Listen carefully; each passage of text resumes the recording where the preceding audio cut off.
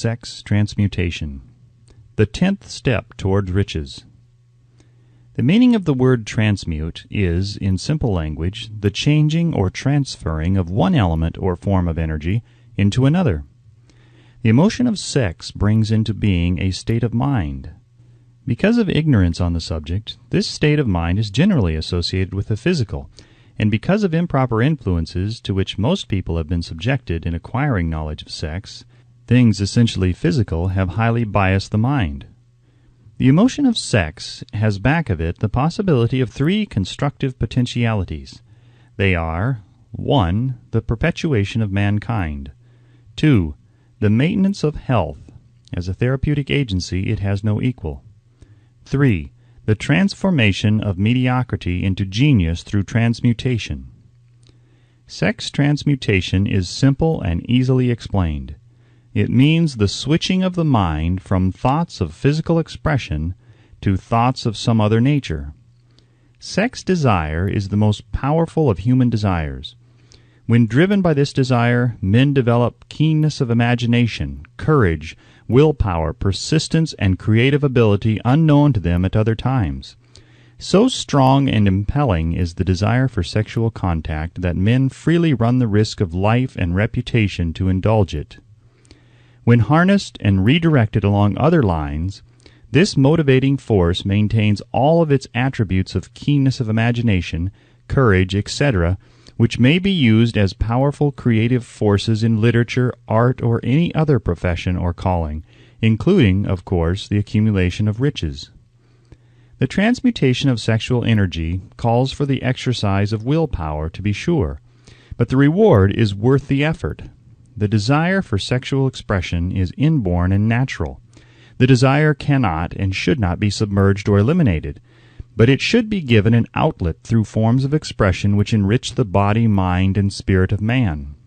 If not given this form of outlet, through transmutation, it will seek outlets through purely physical channels. A river may be dammed and its water controlled for a time, but eventually it will force an outlet. The same is true of the emotion of sex. It may be submerged and controlled for a time, but its very nature causes it to be ever seeking means of expression. If it is not transmuted into some creative effort, it will find a less worthy outlet. Fortunate indeed is the person who has discovered how to give sex emotion an outlet through some form of creative effort, for he has, by that discovery, lifted himself to the status of a genius. Scientific research has disclosed these significant facts. 1. The men of greatest achievement are men with highly developed sex natures, men who have learned the art of sex transmutation. 2.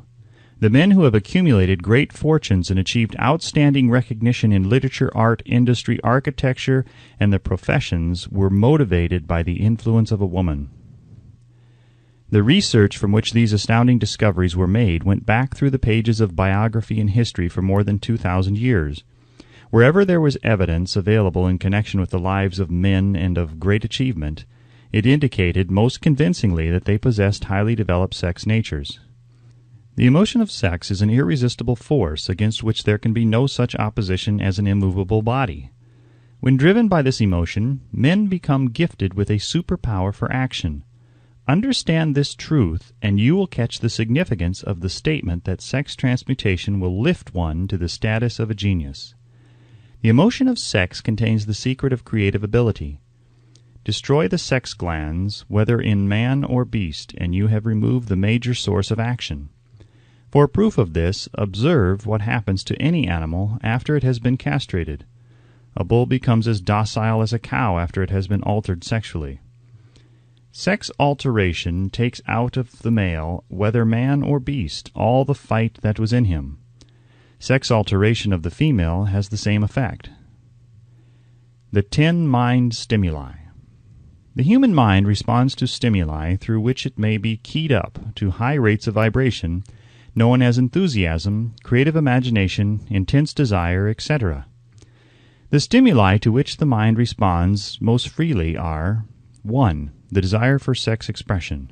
2. Love. 3. A burning desire for fame, power, or financial gain, money. 4. Music. 5. friendship between either of those of the same sex or those of the opposite sex. 6. A mastermind alliance based upon the harmony of two or more people who ally themselves for spiritual or temporal advancement. 7. Mutual suffering, such as that experienced by people who are persecuted. 8. Autosuggestion. 9. Fear. 10. Narcotics and alcohol. The desire for sex expression comes at the head of the list of stimuli which most effectively step up the vibrations of the mind and start the wheels of physical action. 8 of these stimuli are natural and constructive. 2 are destructive. The list is here presented for the purpose of enabling you to make a comparative study of the major sources of mind stimulation. From this study, it will be readily seen that the emotion of sex is by great odds the most intense and powerful of all mind stimuli. This comparison is necessary as a foundation for proof of the statement that transmutation of sex energy may lift one to the status of a genius. Let us find out what constitutes a genius. Some wiseacre has said that a genius is a man who wears long hair, eats queer food, lives alone, and serves as a target for the joke-makers. A better definition of a genius is a man who has discovered how to increase the vibrations of thought to the point where he can freely communicate with sources of knowledge not available through the ordinary rate of vibration of thought. The person who thinks will want to ask some questions concerning this definition of genius. The first question will be, how may one communicate with sources of knowledge which are not available through the ordinary rate of vibration of thought? The next question will be, are there known sources of knowledge which are available only to genii? And if so, what are these sources, and exactly how may they be reached? We shall offer proof of the soundness of some of the more important statements made in this book, or at least we shall offer evidence through which you may secure your own proof through experimentation, and in doing so we shall answer both of these questions. Genius is developed through the sixth sense. The reality of the sixth sense has been fairly well established. This sixth sense is creative imagination. The faculty of creative imagination is one which the majority of people never use during an entire lifetime, and if used at all, it usually happens by mere accident. A relatively small number of people use, with deliberation and purpose of forethought, the faculty of creative imagination. Those who use this faculty voluntarily and with understanding of its function are genii. The faculty of creative imagination is the direct link between the finite mind of man and infinite intelligence. All so-called revelations referred to in the realm of religion, and all discoveries of basic or new principles in the field of invention, take place through the faculty of creative imagination. When ideas or concepts flash into one's mind through what is popularly called a hunch, they come from one or more of the following sources. 1. Infinite intelligence. 2. One's subconscious mind, wherein is stored every sense impression and thought impulse which ever reached the brain through any of the 5 senses. 3. From the mind of some other person who has just released the thought or picture of the idea or concept through conscious thought, or 4. From the other person's subconscious storehouse. There are no other known sources from which inspired ideas or hunches may be received. The creative imagination functions best when the mind is vibrating due to some form of mind stimulation at an exceedingly high rate, that is, when the mind is functioning at a rate of vibration higher than that of ordinary normal thought.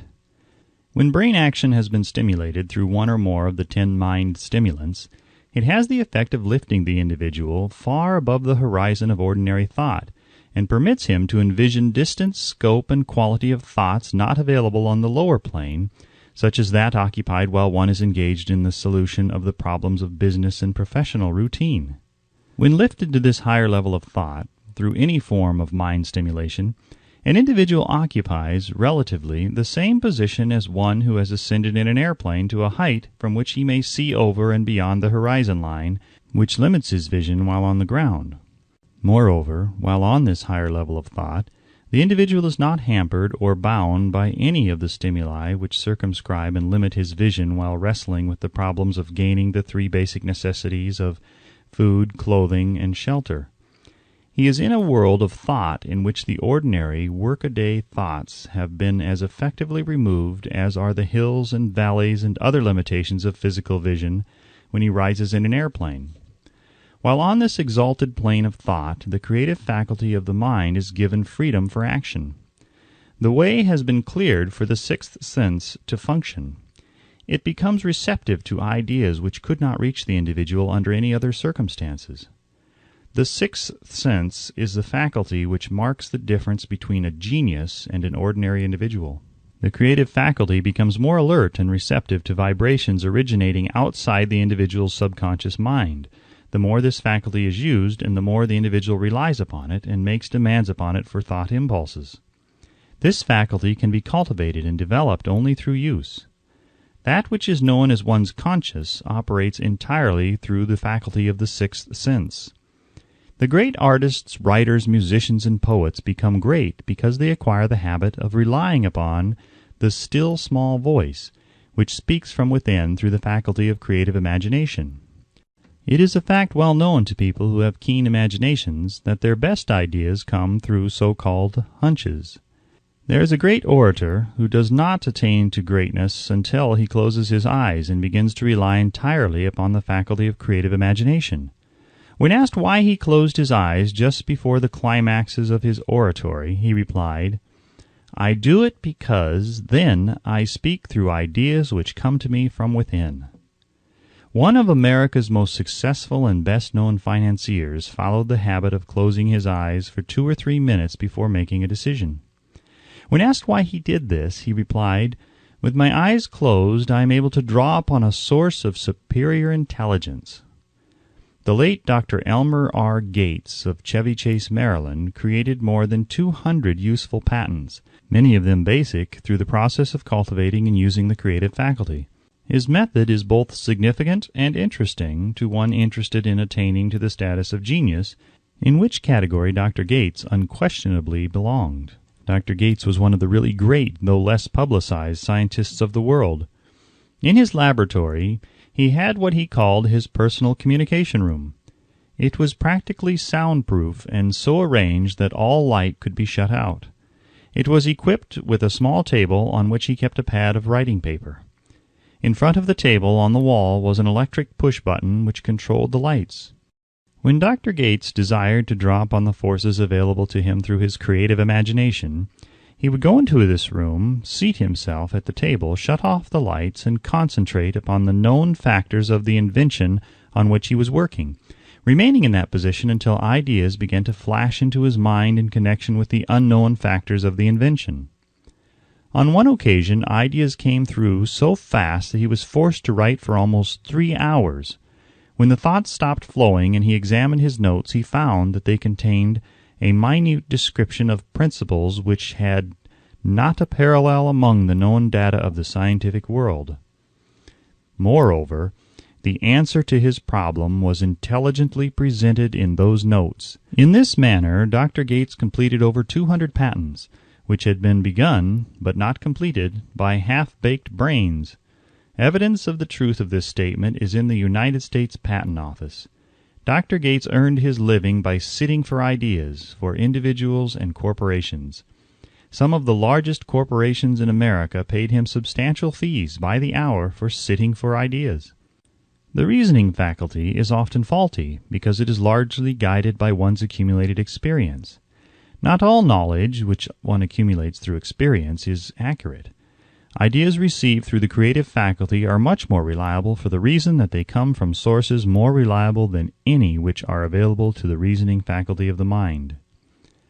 The major difference between the genius and the ordinary crank inventor may be found in the fact that the genius works through his faculty of creative imagination, while the crank knows nothing of this faculty.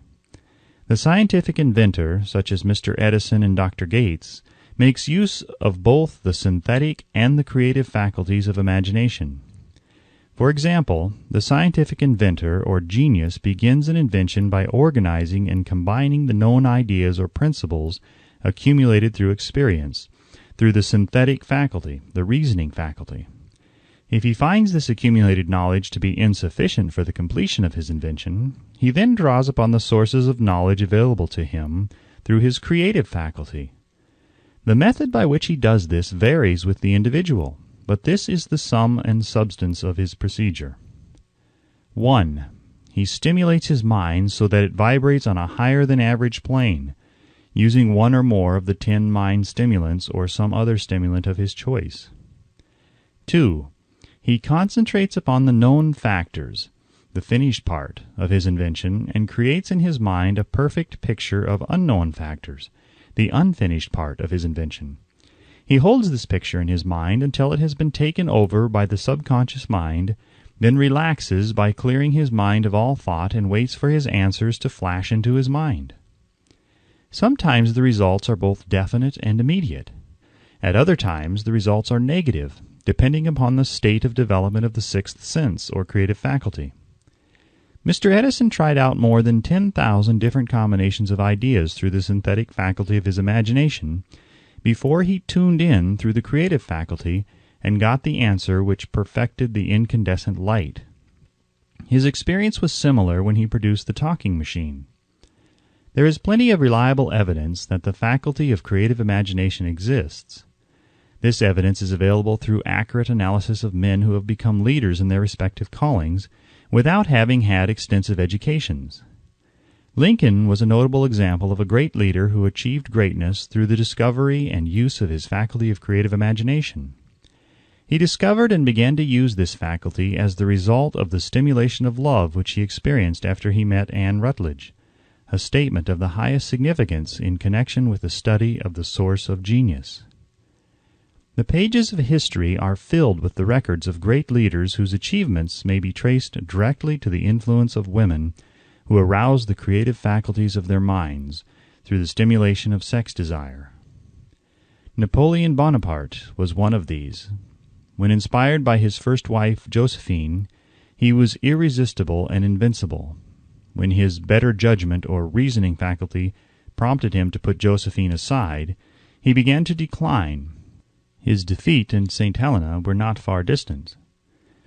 If good taste would permit, we might easily mention scores of men, well known to the American people, who climbed to great heights of achievement under the stimulating influence of their wives, only to drop back to destruction after money and power went to their heads and they put aside the old wife for a new one.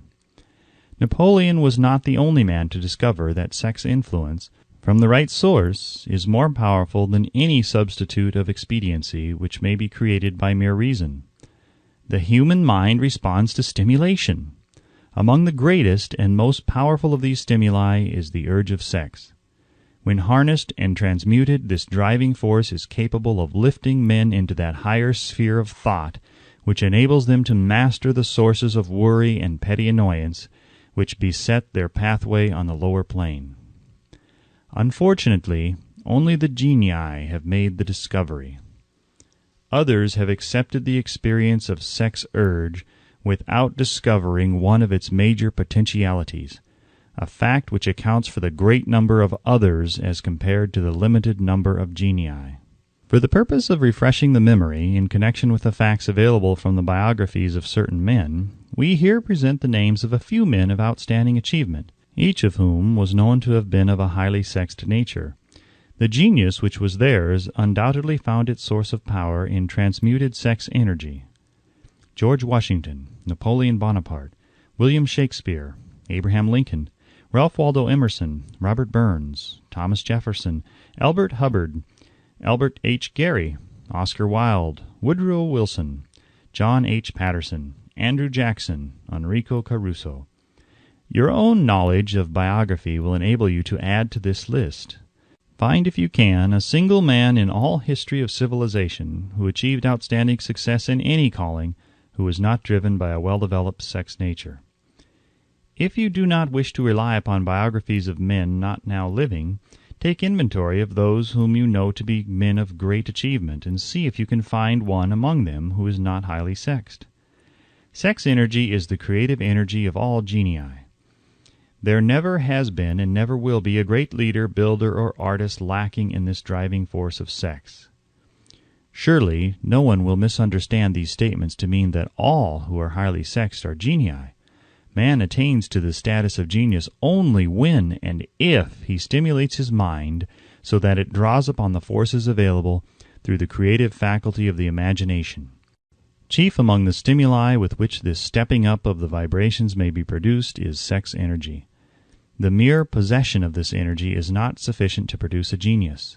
The energy must be transmuted from desire for physical contact into some other form of desire and action before it will lift one to the status of a genius.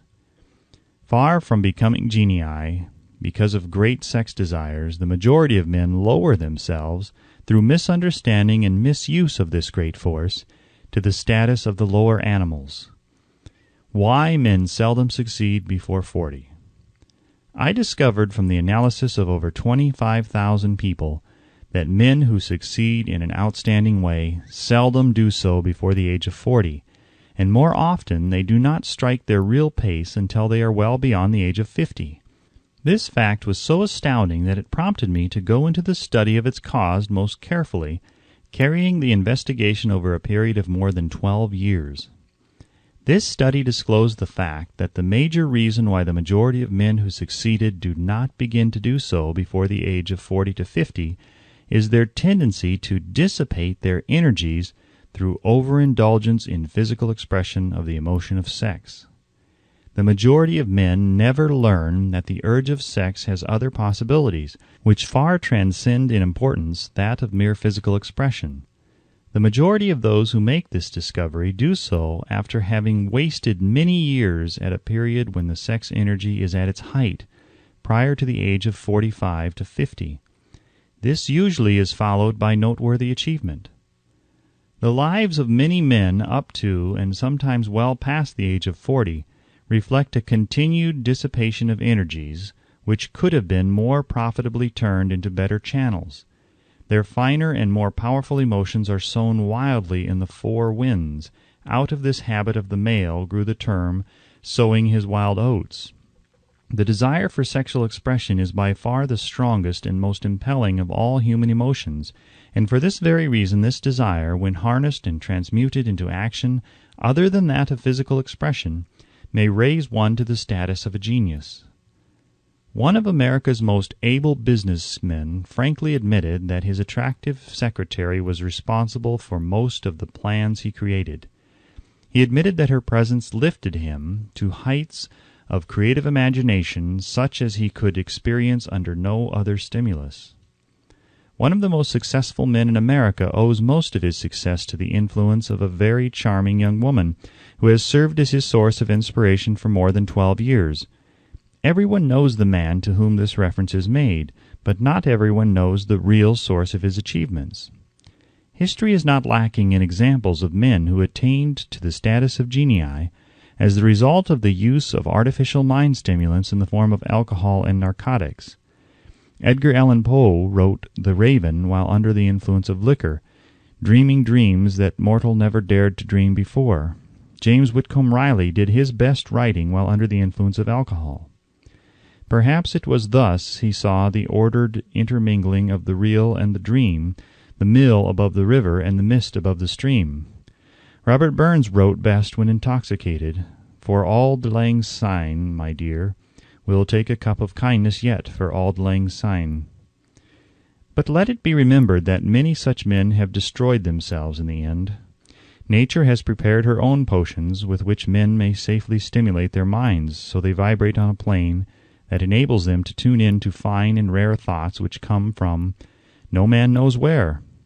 No satisfactory substitute for nature's stimulants has ever been found.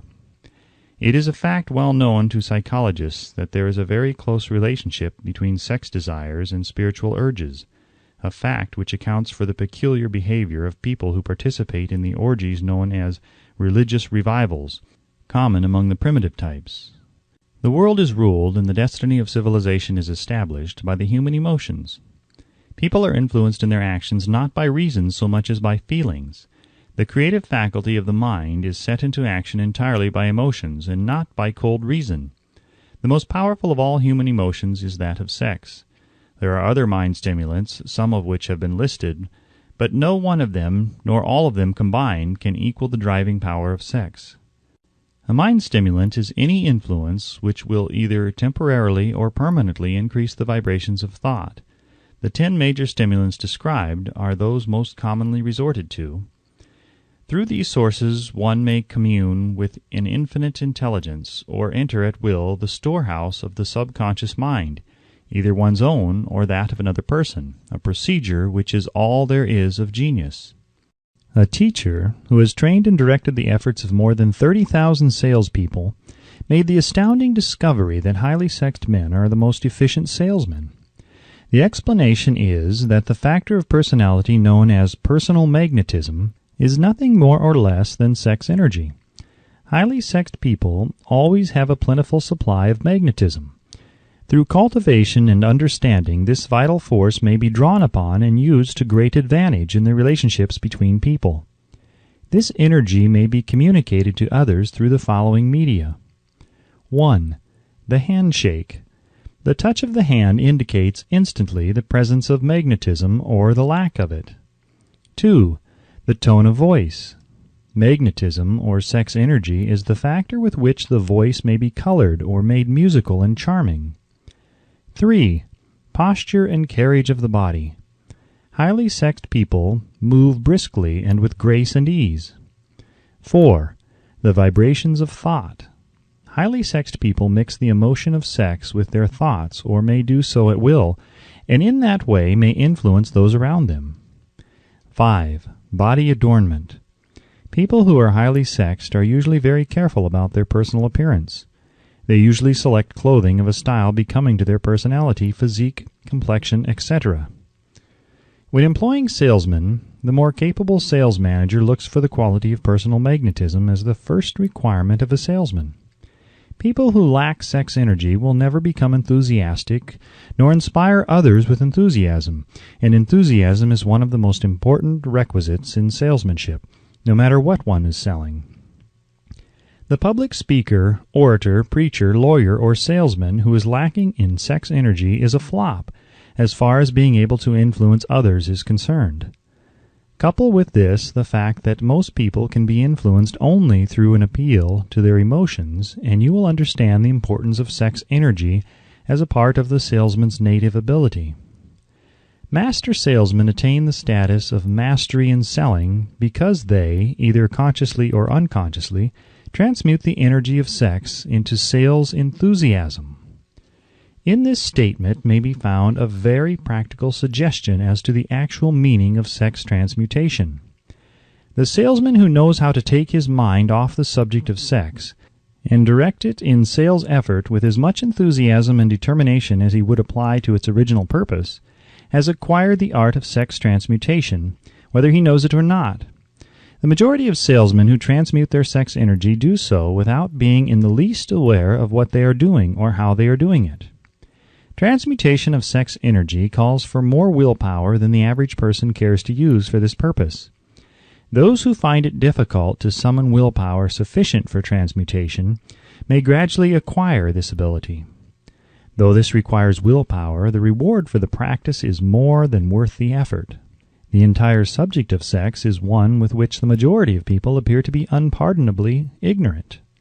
The urge of sex has been grossly misunderstood, slandered, and burlesqued by the ignorant and the evil-minded for so long that the very word sex is seldom used in polite society. Men and women who are known to be blessed, yes, blessed with highly sexed natures, are usually looked upon as being people who will bear watching. Instead of being called blessed, they are usually called cursed. Millions of people, even in this age of enlightenment, have inferiority complexes which they developed because of this false belief that a highly sexed nature is a curse. These statements of the virtue of sex energy should not be construed as justification for the libertine. The emotion of sex is a virtue only when used intelligently and with discrimination. It may be misused, and often is, to such an extent that it debases instead of enriches both body and mind. The better use of this power is the burden of this chapter. It seemed quite significant to the author when he made the discovery that practically every great leader whom he had the privilege of analyzing was a man whose achievements were largely inspired by a woman. In many instances, the woman in the case was a modest, self-denying wife, of whom the public had heard but little or nothing. In a few instances, the source of inspiration has been traced to the other woman. Perhaps such cases may not be entirely unknown to you. Intemperance in sex habits is just as detrimental as intemperance in habits of drinking and eating. In this age in which we live, an age which began with the World War, intemperance in habits of sex is common. This orgy of indulgence may account for the shortage of great leaders. No man can avail himself of the forces of his creative imagination while dissipating them. Man is the only creature on earth which violates nature's purpose in this connection. Every other animal indulges its sex nature in moderation and with purpose which harmonizes with the laws of nature. Every other animal responds to the call of sex only in season. Man's inclination is to declare open season. Every intelligent person knows that stimulation in excess through alcoholic drink and narcotics is a form of intemperance which destroys the vital organs of the body, including the brain. Not every person knows, however, that overindulgence in sex expression may become a habit as destructive and as detrimental to creative effort as narcotics or liquor. A sex-mad man is not essentially different than a dope-mad man. Both have lost control over their faculties of reason and willpower. Sexual overindulgence may not only destroy reason and willpower, but it may also lead to either temporary or permanent insanity. Many cases of hypochondria, imaginary illness, grow out of habits developed in ignorance of the true function of sex. From these brief references to the subject, it may be readily seen that ignorance on the subject of sex transmutation forces stupendous penalties upon the ignorant on the one hand, and withholds from them equally stupendous benefits on the other. Widespread ignorance on the subject of sex is due to the fact that the subject has been surrounded with mystery and beclouded by dark silence. The conspiracy of mystery and silence has had the same effect upon the minds of young people that the psychology of prohibition had.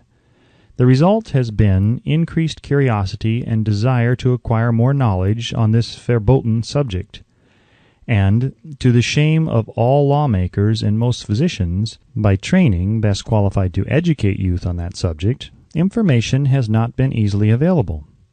Seldom does an individual enter upon highly creative effort in any field of endeavor before the age of 40.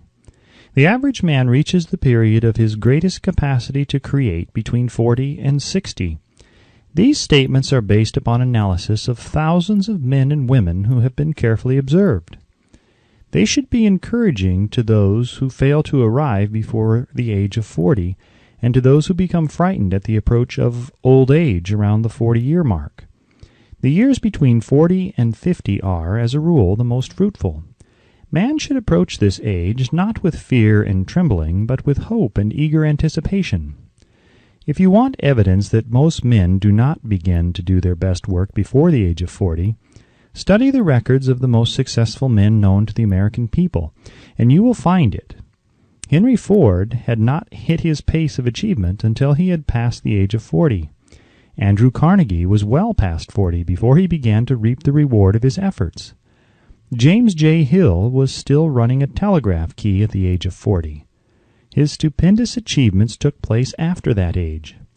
Biographies of American industrialists and financiers are filled with evidence that the period from 40 to 60 is the most productive age of man.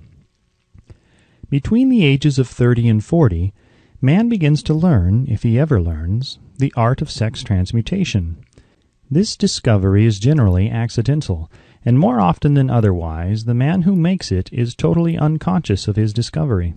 He may observe that his powers of achievement have increased around the age of 35 to 40, but in most cases he is not familiar with the cause of this change, that nature begins to harmonize the emotions of love and sex in the individual between the ages of 30 and 40, so that he may draw upon these great forces and apply them jointly as stimuli to action. Sex alone is a mighty urge to action, but its forces are like a cyclone. They are often uncontrollable. When the emotion of love begins to mix itself with the emotion of sex, the result is calmness of purpose, poise, accuracy of judgment, and balance. What person who has attained to the age of 40 is so unfortunate as to be unable to analyze these statements and to corroborate them by his own experience? When driven by his desire to please a woman, based solely upon the emotion of sex, a man may be, and usually is, capable of great achievement, but his actions may be disorganized, distorted, and totally destructive. When driven by his desire to please a woman, based upon the motive of sex alone, a man may steal, cheat, and even commit murder.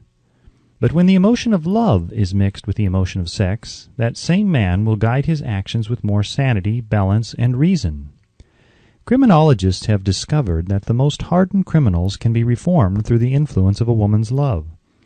There is no record of a criminal having been reformed solely through the sex influence. These facts are well known, but their cause is not. Reformation comes, if at all, through the heart or emotional side of man, not through his head or reasoning side. Reformation means a change of heart. It does not mean a change of head. A man may, because of reason, make certain changes in his personal conduct to avoid the consequences of undesirable effects, but genuine reformation comes only through a change of heart, through a desire to change. Love, romance, and sex are all emotions capable of driving men to heights of superachievement. Love is the emotion which serves as a safety valve and ensures balance, poise, and constructive effort.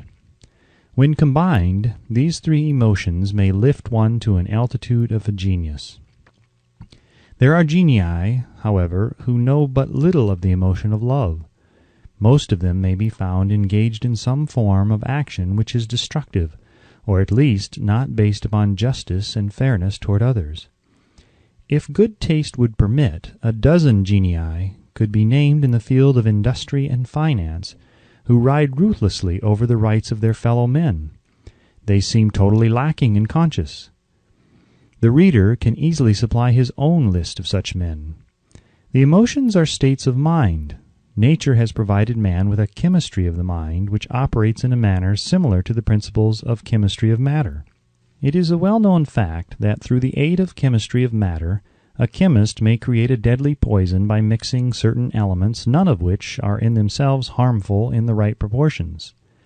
The emotions may likewise be combined so as to create a deadly poison. The emotions of sex and jealousy, when mixed, may turn a person into an insane beast. The presence of any one or more of the destructive emotions in the human mind, through the chemistry of the mind, sets up a poison which may destroy one's sense of justice and fairness. In extreme cases, the presence of any combination of these emotions in the mind may destroy one's reason. The road to genius consists of the development, control, and use of sex, love, and romance. Briefly, the process may be stated as follows. Encourage the presence of these emotions as the dominating thoughts in one's mind, and discourage the presence of all the destructive emotions. The mind is a creature of habit. It thrives upon the dominating thoughts fed it. Through the faculty of willpower, one may discourage the presence of any emotion and encourage the presence of any other. Control of the mind through the power of will is not difficult. Control comes from persistence and habit. The secret of control lies in understanding the process of transmutation. When any negative emotion presents itself in one's mind, it can be transmuted into a positive or constructive emotion by the simple procedure of changing one's thoughts. There is no other road to genius than through voluntary self-effort. A man may attain to great heights of financial or business achievement solely by the driving force of sex energy, but history is filled with evidence that he may, and usually does, carry with him certain traits of character which rob him of the ability to either hold or enjoy his fortune. This is worthy of analysis, thought, and meditation, for it states a truth, the knowledge of which may be helpful to women as well as men. Ignorance of this has cost thousands of people their privilege of happiness, even though they possessed riches. The emotions of love and sex leave their unmistakable marks upon the features. Moreover, these signs are so visible that all who wish may read them. The man who is driven by the storm of passion, based upon sex desires alone, plainly advertises that fact to the entire world by the expression of his eyes and the lines of his face. The emotion of love, when mixed with the emotion of sex, softens, modifies, and beautifies the facial expression. No character analyst is needed to tell you this. You may observe it for yourself. The emotion of love brings out and develops the artistic and aesthetic nature of man. It leaves its impress upon one's very soul, even after the fire has been subdued by time and circumstance. Memories of love never pass. They linger, guide, and influence long after the source of stimulation has faded. There is nothing new in this. Every person who has been moved by genuine love knows that it leaves enduring traces upon the human heart. The effect of love endures because love is spiritual in nature. The man who cannot be stimulated to great heights of achievement by love is hopeless. He is dead, though he may seem to live. Even the memories of love are sufficient to lift one to a higher plane of creative effort. The major force of love may spend itself and pass away, like a fire which has burned itself out, but it leaves behind indelible marks as evidence that it has passed that way. Its departure often prepares the human heart for a still greater love. Go back into your yesteryears at times, and bathe your mind in the beautiful memories of past love. It will soften the influence of the present worries and annoyances.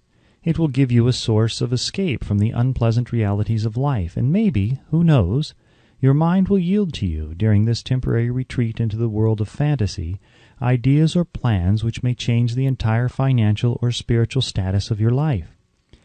If you believe yourself unfortunate because you have loved and lost, perish the thought. One who has loved truly can never lose entirely. Love is whimsical and temperamental. Its nature is ephemeral and transitory. It comes when it pleases and goes away without warning. Accept and enjoy it while it remains, but spend no time worrying about its departure. Worry will never bring it back. Dismiss also the thought that love never comes but once.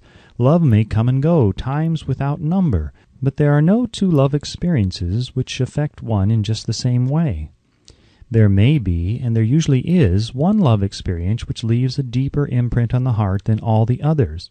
But all love experiences are beneficial except to the person who becomes resentful and cynical when love makes its departure. There should be no disappointment over love, and there would be none if people understood the difference between the emotions of love and sex. The major difference is that love is spiritual, while sex is biological.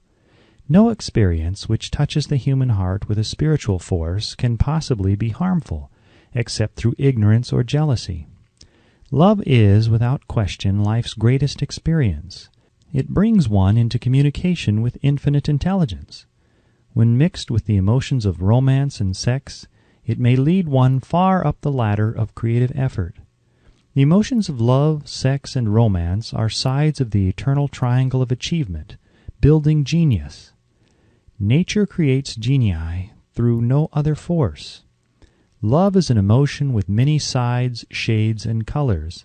The love which one feels for parents or children is quite different from that which one feels for one's sweetheart. The one is mixed with the emotion of sex, while the other is not. The love which one feels in true friendship is not the same as that felt for one's sweetheart, parents, or children, but it too is a form of love. Then there is the emotion of love for things inanimate, such as the love of nature's handiwork. But the most intense and burning of all these various kinds of love is that experienced in the blending of the emotions of love and sex. Marriages, not blessed with the eternal affinity of love, properly balanced and proportioned with sex, cannot be happy ones, and seldom endure. Love alone will not bring happiness in marriage, nor will sex alone. When these two beautiful emotions are blended, marriage may bring about a state of mind closest to the spiritual that one may ever know on this earthly plane. When the emotion of romance is added to those of love and sex, the obstructions between the finite mind of man and infinite intelligence are removed. Then a genius has been born. What a different story is this than those usually associated with the emotion of sex. Here is an interpretation of the emotion which lifts it out of the commonplace and makes of it potter's clay in the hands of God, from which he fashions all that is beautiful and inspiring. It is an interpretation which would, when properly understood, bring harmony out of the chaos which exists in too many marriages. The disharmonies often expressed in the form of nagging may usually be traced to lack of knowledge on the subject of sex. Where love, romance, and the proper understanding of the emotion and function of sex abide, there is no disharmony between married people. Fortunate is the husband whose wife understands the true relationship between the emotions of love, sex, and romance. When motivated by this holy triumvirate, no form of labor is burdensome, because even the most lowly form of effort takes on the nature of a labor of love. It is a very old saying that a man's wife may either make him or break him, but the reason is not always understood. The making and breaking is the result of the wife's understanding or lack of understanding of the emotions of love, sex, and romance. Despite the fact that men are polygamous by the very nature of their biological inheritance, it is true that no woman has as great an influence on a man as his wife, unless he is married to a woman totally unsuited to his nature. If a woman permits her husband to lose interest in her, and become more interested in other women, it is usually because of her ignorance or indifference toward the subjects of sex, love, and romance. This statement presupposes, of course, that genuine love once existed between a man and his wife. The facts are equally applicable to a man who permits his wife's interest in him to die. Married people often bicker over a multitude of trivialities. If these are analyzed accurately, the real cause of the trouble will often be found to be indifference or ignorance on these subjects. Man's greatest motivating force is his desire to please woman. The hunter who excelled during prehistoric days before the dawn of civilization did so because of his desire to appear great in the eyes of woman. Man's nature has not changed in this respect.